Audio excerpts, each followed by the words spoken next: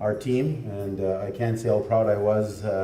In fact, sometimes even more on our Métis lawyers as they stood there. And Jason, you did me great pride, and it's a young future leader. And so it was good to see, and of course, Jean Taillé, and I've always prided Jean, and I was very proud to give that shot about Riel in there, just as a shot to remember. It's just good to see that. These people, of course, when they started, probably never knew or thought they'd be citizen.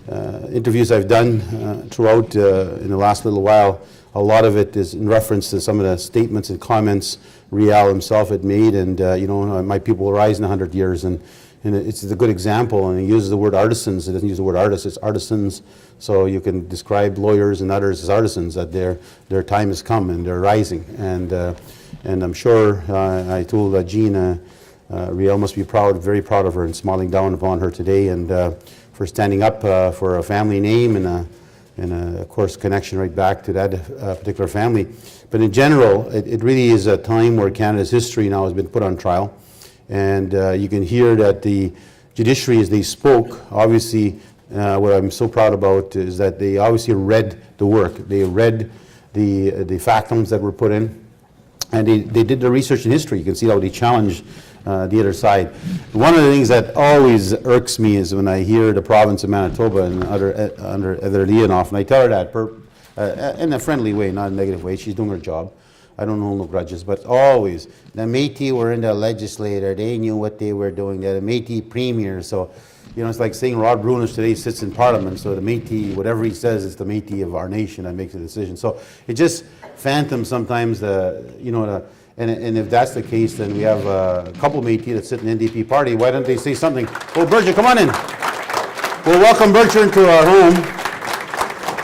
And, but it goes again without contest. You look at those segments and statements made by her and others, and trying their best to belittle the arguments, the historical and factual arguments that Berger and Aldridge and others have been able to put together.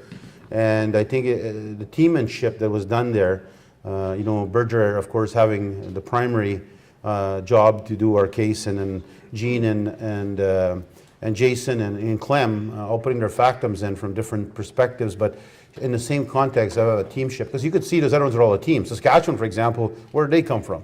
They came in there as supporting the provincial counterpart and their federal counterpart. So it was obviously important that, and I thank the President of Ontario and the President of Alberta, and of course the Métis National Council for taking intervener status. It does help a lot. It shows us the style we need to take. We need to operate not in a horizontal fashion. We need to unite and group ourselves. Jason will proudly put it. We always have been a collective and always will be. Not since 1982 did we just form ourselves as a collective. So it's good to see that. And I must tell you personally, Tom, this is your last case you'll ever see Supreme Court of Canada, and you couldn't ask for a better one. It was a knockout punch by far and a grand slam. Yeah. So. He didn't. He had to skate back on one little instance when he agreed potentially on the wrong mistake, but he had to correct himself very quickly. But that'll be a humor for him to talk about one day to the grandchildren and his family, of course. And I was very proud to see his wife sitting there with great pride to see her husband do his last case. So it's something very, very important for him. And I know Aldridge is supposed to be joining us. He's with his wife, and his wife actually went across the bar, and she was wearing a robe. She's a lawyer too. And she said, well, just in case they ask a bunch of questions in French, she completely speaks French. So there's Jim. Give Jim a round of applause, gnarly. So, and that's his wife.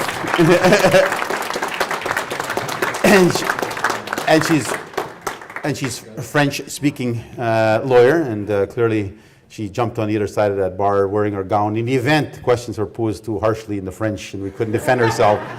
So anyways, it was truly, again, this is 30 years of hard times as a nation. It's a time for us to rejoice. I think it'll be time to be proud. No matter what comes out of this, at the end of the day, what decision comes down. But I feel so confident there'll be something that'll be proud that we can carry our heads high on. But no matter what comes, it is something that we have been able to tell the story.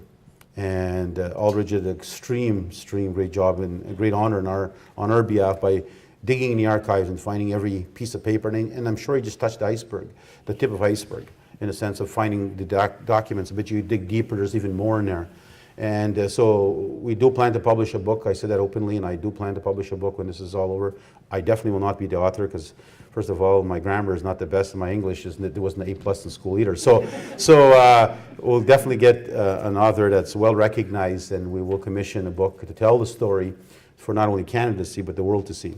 And it's important that we'll make sure the educational institutions of our country know the truth about the Métis. And I was so pleased, because I'm the one I've been using this statement over and over about the Mennonites in Manitoba. And I was so pleased to hear the Supreme Court of Canada reference them, because I've been talking about them as an example all the way through. So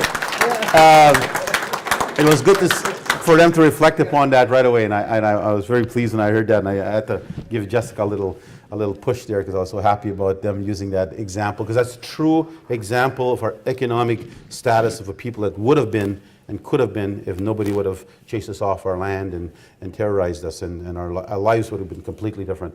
And you can't have a better picture than looking at the Mennonite community of Manitoba and where they are today in society, the most powerful, richest people in Manitoba. While you look at the Métis, we're still offshoots and reserves and landless people who are continuously told we don't have rights and we have to fight for everything we got. So it would have been a completely different story for our history. And this is what the factum and the historical perspective that Jim and Tom put together. And that's why I said it'll be, I'm sure it'll be a bestseller, and if not from the educational sector of our province or our country, we're going to see a different segment. I think people like Peru, we have the president of one of the indigenous groups in Peru here, and he looks upon our battles and he's seeing what we're doing, and he's trying to learn from us, and he's asking Clement to assist him. And I must tell you how proud I'm of my national president, who speaks his language quite fluently now, and he speaks not only Cree, he also speaks, I think it's Spanish. I don't know what they were speaking. Maybe they were saying negative things about me smiling, I'm not sure, but they were talking to each other back and forth. But he's come here to learn about our nation. He's come here to learn about what we're doing in the struggles, because they're facing those same types of issues out there. And so Clem has been helping them from a national perspective in our partnership, an economic future partner in the future. So I welcome Hugo for this, in his learning experience that he's seeing here in Canada, and I hope he takes that back. And I can't translate for Hugo, I'm sorry. And Clem will, I'm sure, later. But again, enough of that. As I state again, I want to thank everybody for coming here. I want to thank all our government officials, our ministers, our fellow colleagues from different provinces. Our homeland's our homeland.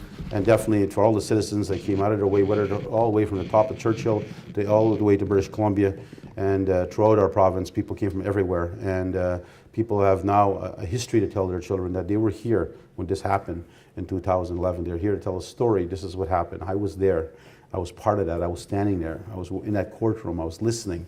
And I stood with pride. And as I watch our litigators really tell a story about our people, and end result, I think, will be quite positive. So I'm going to turn it over to the lawyers, and again, echo on behalf of my fellow board members here, of course, and my colleagues, and our Manitoba Métis residents who have put me here as the president. Thank you for all supporting us, believing in the cause, believing in this case.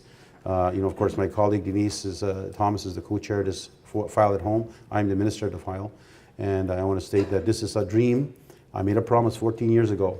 And I know Tom had to put the case on file and gather dust. And I think I swear, my mom raised me to believe this way. My brother Albert doesn't believe it, but I do. And the sense of how everything is meant for a reason. Everything is placed a certain way, and God has a certain way of dealing with things. And if you look at this case, how it first started, how it's changed, how our arguments has changed. In fact, if we'd have went to court years ago, we would have been depending on two historians battling each other. That's what the end result would have been. It wouldn't have been on the factual, actual statements of everybody that was sitting in it. We made John A. Macdonald sit in his courtroom today.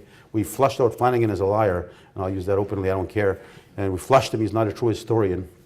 We flushed Enns to admit, that this did happen, even though they try to withdraw the words they wrote years ago, and that's the work of course, of Jim. And so I really, I'm very, very pleased, and I just can't say enough about looking at that true perspective. If it didn't happen, if God didn't set up a certain way, we wouldn't be where we are today. I think it was meant to be. All these Indian cases came ahead of us. They broke new grounds. They broke new legal precedent. So this is setting itself for a new framework for us and where we fit into all the new Confederation, of course, will call our home one day Canada, truly accepting us for who we are. So thank you very much again, and Tony, it's nice to see you as a past president. And clearly, from my perspective, Tom, maybe you want to share a few words. And again, my applause on behalf of my people in Manitoba and all the people of our homeland as a vice president. And I can openly say, Clem is a lawyer today. He has no right to speak. So I am that vice president. Nationally, I can speak. But clearly, on behalf of the Métis Nation, we thank you very much. And to all the litigating team that's here, we thank you for your expertise and your wisdom, and truly your great presence of how you produced our case and made it real. So thank you very much.